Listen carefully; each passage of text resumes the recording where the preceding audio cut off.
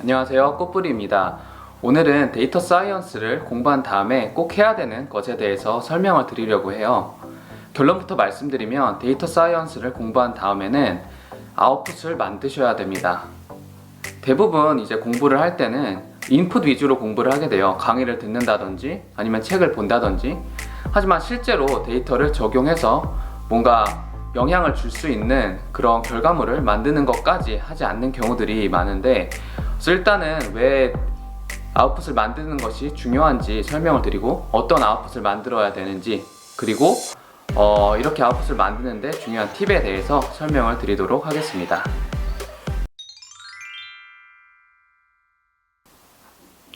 네, 데이터 사이언스를 공부한 다음에 왜 아웃풋을 내는 것이 중요한지 좀 세 가지로 말씀을 드릴게요. 먼저 이 분야로 취업을 한다라고 생각을 했을 때 대부분의 지원자들은 강의도 듣고 자격증도 따고 관련된 책도 보았다 이렇게 얘기를 할 텐데, 사실 회사들은 단지 이것을 공부했다는 것과 실제로 이 공부한 것으로 회사 업무에 적용을 해서 성과를 낼 수 있다는 것 차이에 갭이 있다는 것을 분명히 알고 있어요. 그래서 지원자들이 관련된 머신러닝 프로젝트를 했는지, 그리고 그 프로젝트가 얼마나 유의미한지를 당연히 보게 되는데요. 그래서 뭐 성능이 좋은 인공지능을 만들어 보았다 라든지, 아니면은 데이터를 가지고 유의미한 어떤 분석을 해보았다, 그래서 이런 결과물이 있는 것이 경쟁력을 가질 수 있는 정말 중요한 포인트라고 생각을 하고요. 그리고 두 번째는 취업을 하는 것뿐만 아니라 현재 하고 있는 업무에 기획이나 마케팅에 데이터 분석 스킬을 더해서 성과를 높여보고 싶다라고 생각하시는 분들도 있어서 파이썬을 공부해봤다, R을 공부해봤다 이렇게 하시는 분들이 있는데, 실제로 공부는 해봤지만 실제 업무에는 예전에 하던 대로만 하고 이런 새로운 스킬을 적용해서 뭐 유의미한 결과를 내지 못하는 경우가 생각보다 많다라고 알고 있어요.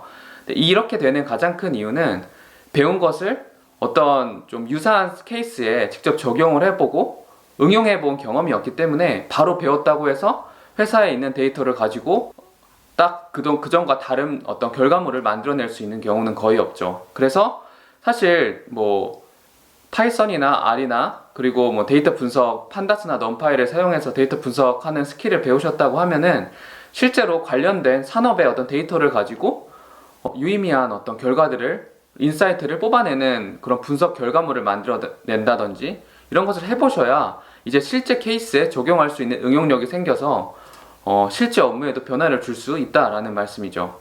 이것은 비단 기획이나 마케팅 하시는 분뿐만 아니라 실제 업무에서 데이터 사이언스를 하고 계신 분들도, 물론 자기가 하고 있는 프로젝트에 대해서는 매일매일 그 아웃풋을 만들어내죠. 뭐 전처리도 하고 그 다음에 모델링도 하고 실제 서비스에 올리기도 하고, 하지만 본인이 지금 하고 있지 않은 업무에 대해서 스킬을 익혀서 그 스킬을 또 적용하길 원하는 경우도 있어요. 그렇다면은 관련된 강의를 듣고 책만 읽는다고 해서 끝나는 것이 아니라 이 스킬을 가지고 사이드 프로젝트를 만들어서 실제 구현을 해보고 적용을 해보는 것을 해야 나중에 실제 업무에도 적용을 할 수 있게 되는 것이거든요.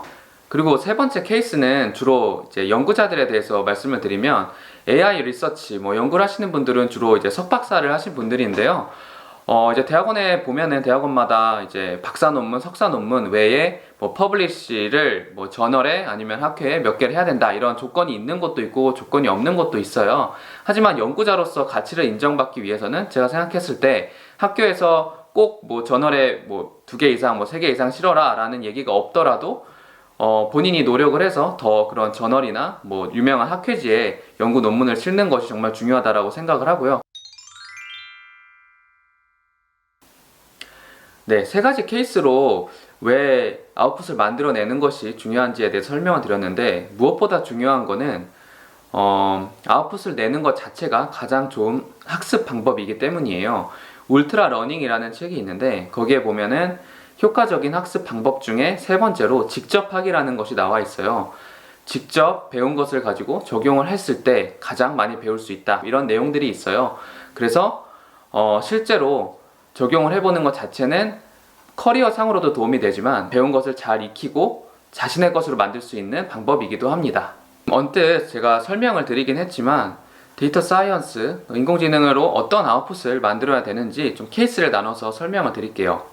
첫 번째 케이스는 어떤 분석 결과를 내는 것보다 정말 성능이 좋고 고도화된 인공지능을 만들어서 어떤 서비스를 만들고 싶은 경우죠. 뭐 파파고의 뭐 번역 서비스라든지 아니면은 뭐 이미지를 잘 인식하게 하는 그런 인공지능을 만든다든지 이런 식으로 어떤 소프트웨어를 만들고자 한다면은 캐글에 도전을 해서 높은 정확도를 낸다든지 아니면은 그 웹사이트에 직접 만든 인공지능을 올려서 만들어 보는 것이 좋은 아웃풋이라고 생각을 합니다.